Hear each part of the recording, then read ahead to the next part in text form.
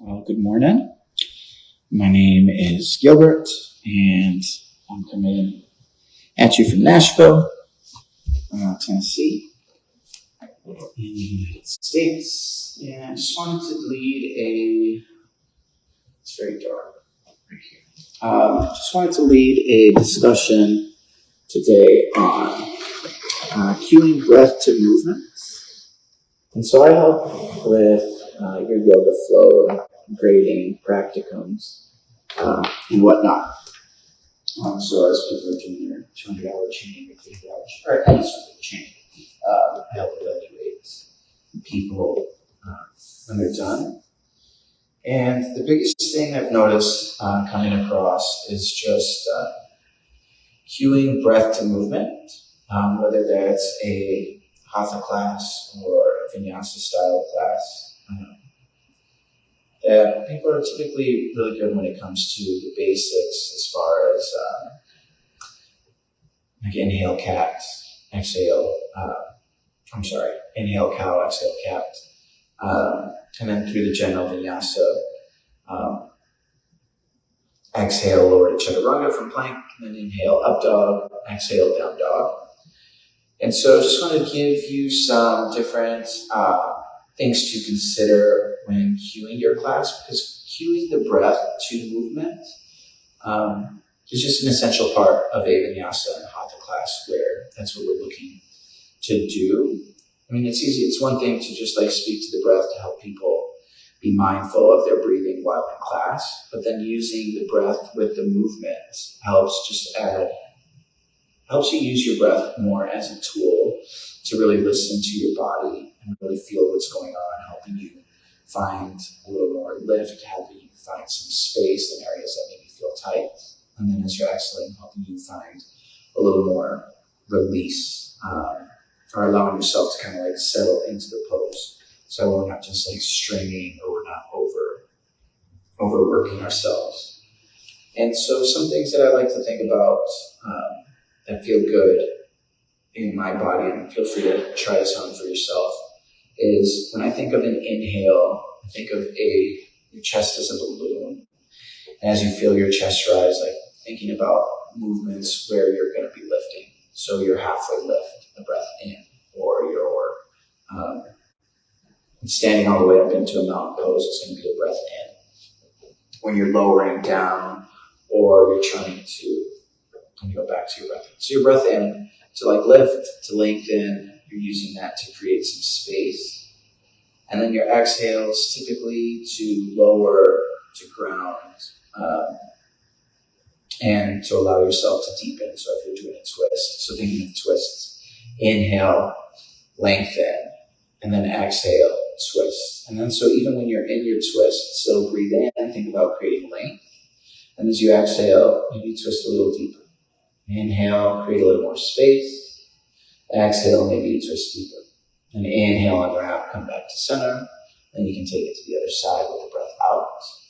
And so just little things like that, I think, will help your practice or your teaching just feel more cohesive. And especially in a vinyasa, we want it to be a moving meditation. We want it to feel very fluid.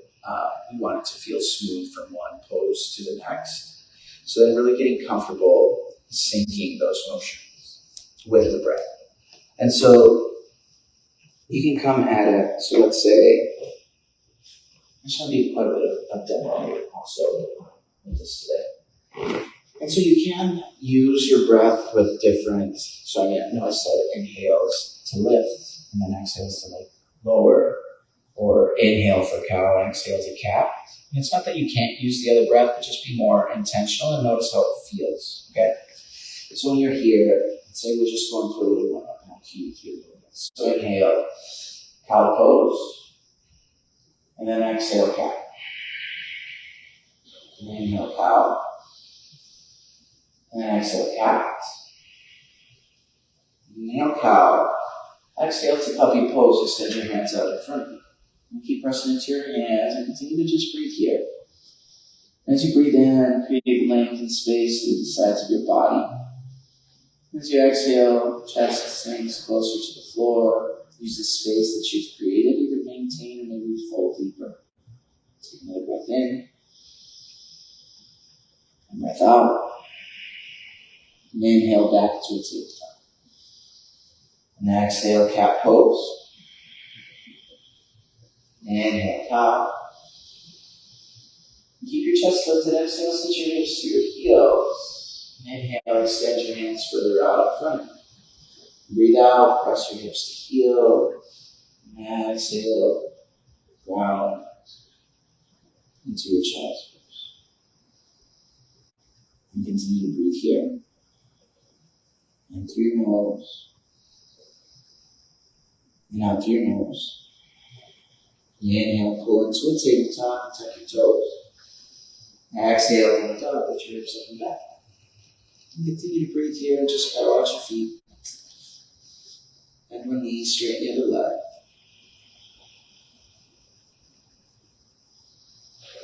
Go ahead and settle into stillness. Breathe in and come up onto your tiptoes. Breathe out, let your heels rock to the ribs. Keep your left hip lifted. And stay for another breath out. Inhale up to center. And exhale, let your heels twist over to the left. Breathe into the right side of your body. Continue to lift your right hip. And inhale back to center. Heels towards the floor. Breathe in. Breathe out. Inhale, halfway lift. Or not halfway lift, I'm sorry. Inhale, come up on your tiptoes. Now exhale, travel to the top of your mat, forward fold. Inhale, halfway lift. And exhale, fold. Inhale, extended mountain pose. Take your hands high. And exhale, back bend, cactus your arms. Inhale, mountain pose. Take your hands up. Exhale, forward fold, hands down. Inhale, halfway lift. Now exhale, plank your hands. Step back to plank. Inhale, shift forward 2 inches. Now exhale, lower chaturanga. Inhale, up dog. Now exhale, down dog. So just using your breath there with those different movements kind of helps you also set up a rhythm and a pace. It's going to help just make your class feel more consistent. And then there's nothing wrong with if you're not moving like one breath to movement. So let's say you're doing like a breath and a half or 2 breaths in that sequence. So let's say it was a extended mountain pose. Take a breath in and stay for a breath out. And take another inhale, lift. And now exhale, cactus your arms. And stay for your breath in. Stay for a breath out. Inhale, extended mountain pose. And stay for an exhale. And take another breath in. And exhale, forward fold. So then just that little difference, so that way now you're giving students at least a little more time in the pose, but then they're able to like gauge the time because they're trying to stay with their breath, and their breath is really dictating the movement, as opposed to just calling the posture out to get them to that posture without giving any sort of like breath cues to it. So that's really going to help set yourself up for a more fluid class and a more consistent class that you can lead. And then that way students also aren't having to think so much about what breath is supposed to come. You're kind of eliminating that aspect of it by just kind of directing them what to do in a way that maybe you can speak a little more clearly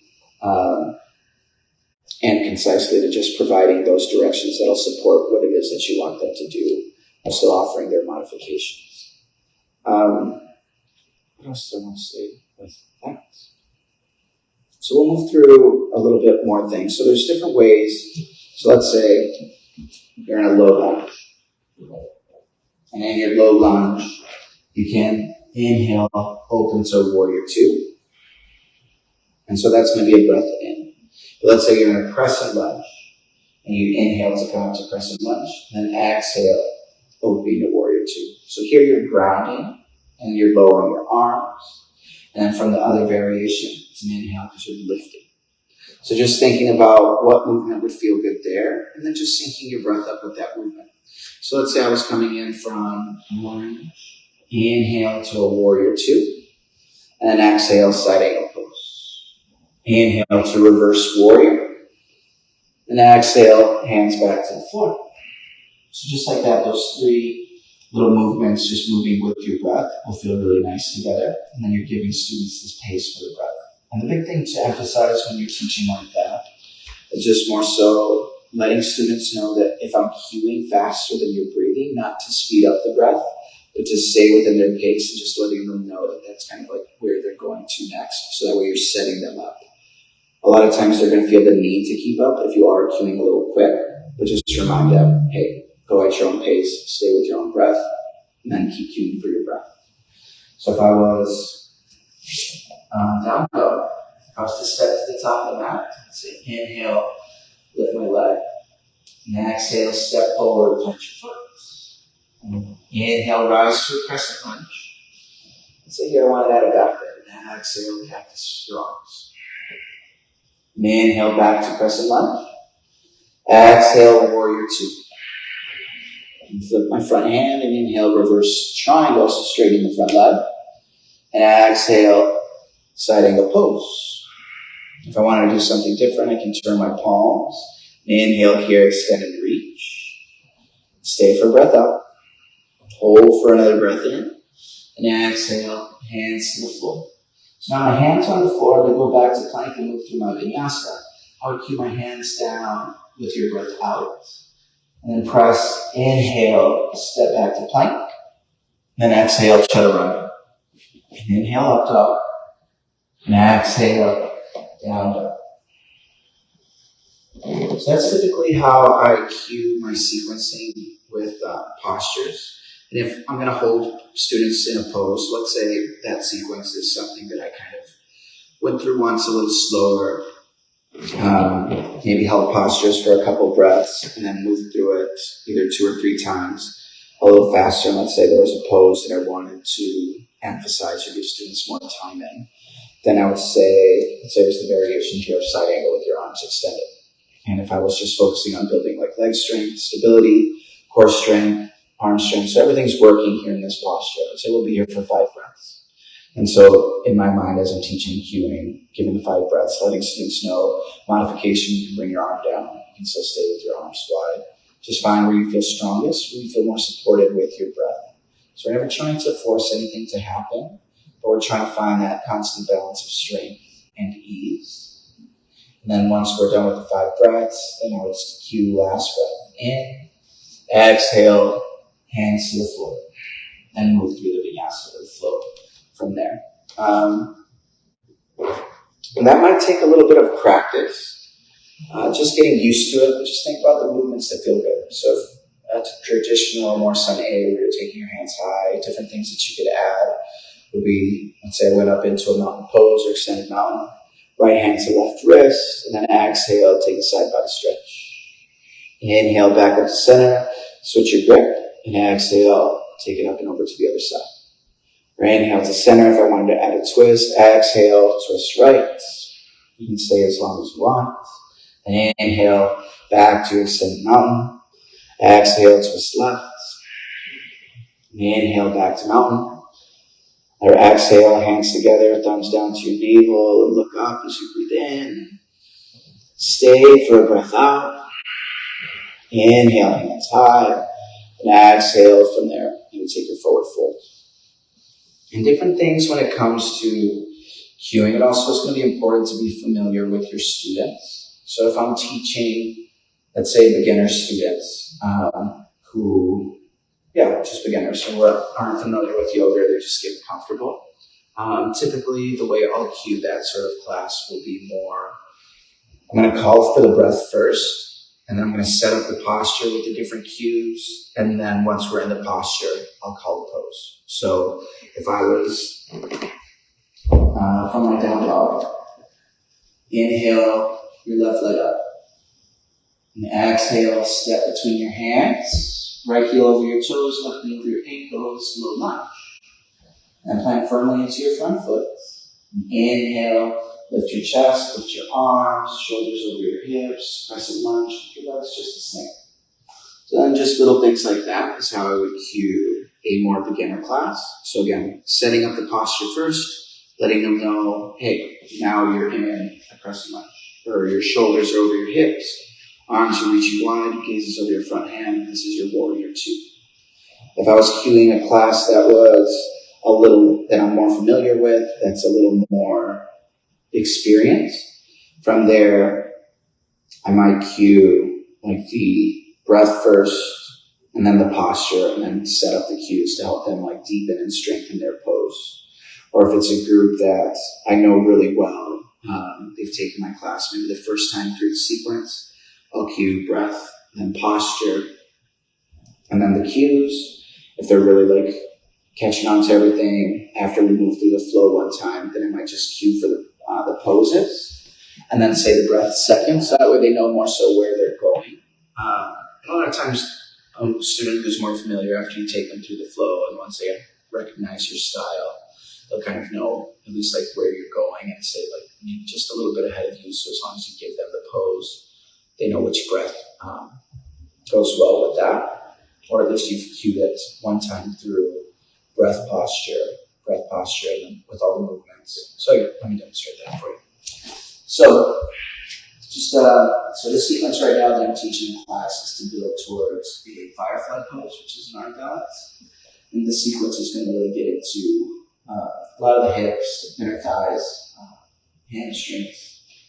And so here's how I cue that. So inhale your right leg up. Exhale, step between your hands. Inhale, easy twist. Take your right hand to the sky. Now exhale, horizon lunge. Put on your front heel and back toes. Reach your right arm over your left leg. And stay here for a breath out. And inhale, back to an easy twist. Bring your right hand to the side of your right leg. Runner's lunge. I know this might be called something different in different locations, but for the sake of right now, this will be a runner's lunge. So right arm inside of your right leg. Then inhale, pyramid variation. Just straighten your right leg, pull your right hip up and back. Keep your left heel over your left toe. Take this breath in, and exhale, back to your lunge and swing your left heel to the floor.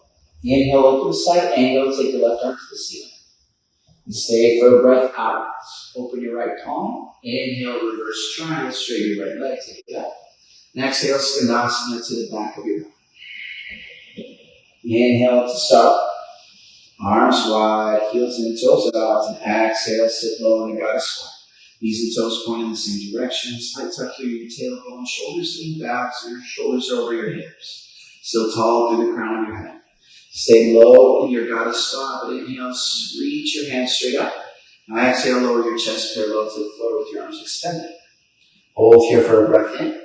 Now breathe out, lift your hips and reach your arms through your legs. Press your triceps against your inner thighs. And inhale, halfway lift. Exhale, lunge to the top of your mat. This time, hamstring your foot. Inhale, step to plank. And exhale, chaturanga. Inhale, up dog.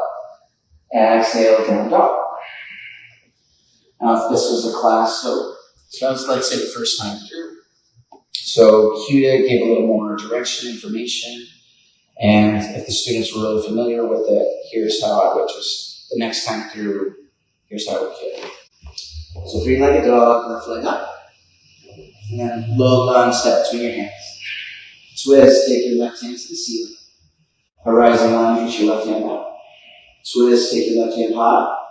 Left hand inside your left leg, breathe out. And then pyramid variation. Inhale. Back to your lunge, exhale. Spin your back heel to the floor, side angle, breathe in. And stay for your breath out. Reverse triangle, inhale, straighten your front leg.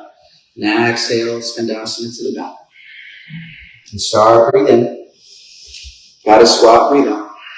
Straighten your arms, inhale. Lower your chest, parallel to the floor with your exhale. Stay for a breath in. Reach through your legs, breathe out. Inhale, lift, halfway. Lunge, breathe out. Inhale, plank. Exhale, chaturanga. Inhale, up dog. And exhale, down dog. I guess even then I was like cueing a little bit. I get confused with the cueing. But the biggest thing is having those elements and just being familiar with the people that are in your room. Yeah, and so that way you know how to speak to them, but also using the breath as more than a tool of just awareness. Because we speak so much to pay attention to your breath, pay attention to your breath. That's going to bring in the room. But how can you actually get students to use their breath to be in a posture, to use that to move from pose to pose, to make it, just something that's really bringing their mind, body, and spirit together, as opposed to our mind, body, and spirit being in the room, but we're not getting everything to work together to complement each other. And the cueing is really just going to depend on your familiarity with the students. And what I would recommend doing, and I just did a sequencing workshop, is when you're creating a sequence, think about your foundation, and then think about the postures you can do within that foundation. So let's say I was coming into a crescent lunge, okay? So here's a crescent lunge, and what different poses can you do from here? So go from a lunge, so you can take your arms back, you can reach your hands forward, you can take a twist, hands high, you can do a side body stretch, you can open up into warrior two. So really nothing is changing here in my base, the spacing is still the same. So now in your warrior two, what can you do? Oh, you can take a reverse warrior, you can straighten your front leg, you can take a side angle, you can take a triangle, you can take a side lunge to the back of your mat, you can take a star pose, you can take a forward fold, you can take a goddess squat, and whatever variation you want here with your hands. So then just thinking about those moves and what it takes to get from move to move. And so let's say you were here and you went inhale here. It's like, well, how's that feel? Well, let's try that with an exhale. Breathe in, now exhale. Okay, maybe that feels a little bit better. And that's really giving yourself the space to try that on. And if I was going to transition from, let's say, the front of the mat to the back of the mat, with just balancing on my foot, I would do it with square hips. And this way, everything's already strong here in the front of my front leg. So you still got a steady base. And then I would find a way to transition that's going to be the most stable and most supported. So let's say I was in my crescent lunge, and I took a back bend as I breathed out. And let's say I reach forward, inhale, extend. I'll take airplane arms. It would be just an option for students to even stay if they want to stay modified. But if I breathe out here, and so I want to take them into airplane, inhale, shift forward, lift. And now their front leg is already prepared for it. And then you can come into a mountain pose. Let's say you come back into a chair as you breathe out. Hold here for inhale. And so we took a twist. So now it's bringing your right arm to your left thigh, and here taking your twist, finding your variation with your hands just below your heart. And if I wanted to transition from here back, and say start shifting the weight into your left leg. And as you breathe in, start to hover your right foot, lean forward, and exhale, slowly step back to your lunging ground. Now inhale, crescent lunge. So then you can do the same thing, exhale, back bend. Inhale, lean forward and reach forward. Some people call this lightning. Exhale, airplane, sweep your hands back. And stay here, inhale, lean forward and lift off. And you can breathe out. Inhale to mountain. Exhale, sit in the chair. Take a breath in. And twist. You can take it to the other side. So just be mindful of those different things with your transitions. Trying to, I guess one thing that a transition that I'm not particularly fond of, it's not that it's a bad transition, it depends who I'm teaching and their abilities. So if I'm going to go from a warrior one to a warrior two, I usually have to move my feet. And so instead of going into warrior one, I'll just start in a crescent lunge. So that way all I'm doing when I open on my exhale is just spinning my back heel down to the floor. I don't need to do any adjusting to my feet. So if I was in a warrior one, typically the postures I would use from here, you can still do a wide leg fold. You can straighten, take it to a pyramid. You can plant your opposite hand and lift, take a revolved pyramid, or a twisted triangle, whatever you want to call it, and then lift. So then those are some different variations that I would do, or postures that I would link up with a warrior one.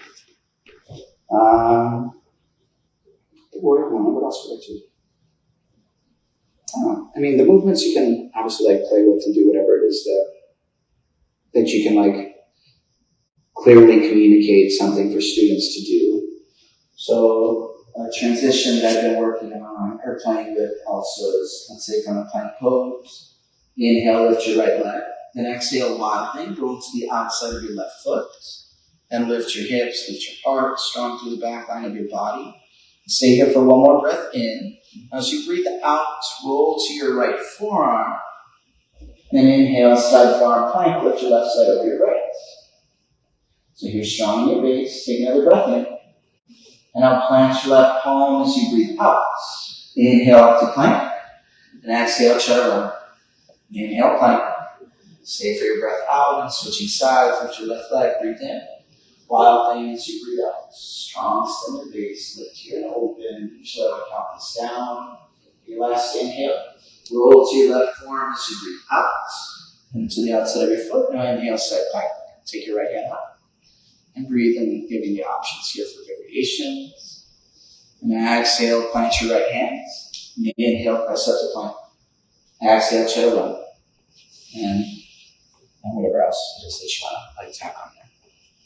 But again, just thinking of even cueing through the transitions and giving breath through the transition, especially if you're going to like set up a pose. And it's just going to help your classes flow a lot smoother. Yeah. And then so the importance of then is just logical movements from one to the other, making sure that your sequence makes sense. And if there's like an additional step that needs to be added to get you from one posture to the next, feel free to, still communicate that to the students. Like there's a style here, actually at the studio that I teach at, and I do a lot of Baptiste yoga. And like one transition that I really don't like because they don't really cue for the transitions as well. It's just going from a down dog and then they just call triangle pose. It's like, well, how do you get from there? Especially when I was like a newer student, I was like, well, what needs to happen for me to get there? Like it just felt weird stepping forward and then opening. But the way I guess I would teach that, even if I wanted to go from down dog to a triangle pose, it would just involve multiple steps. And then I would break down those steps with the breath. So that way it feels a little more fluid. People feel more stable in their bodies. But that's the bulk of it. I hope this was like beneficial. There was kind of like a lot of wandering with my train of thought. But if you have any questions, feel free to leave them. And I will get back to them. But happy teaching, happy cueing, and I hope this was beneficial to you. So thanks for tuning in.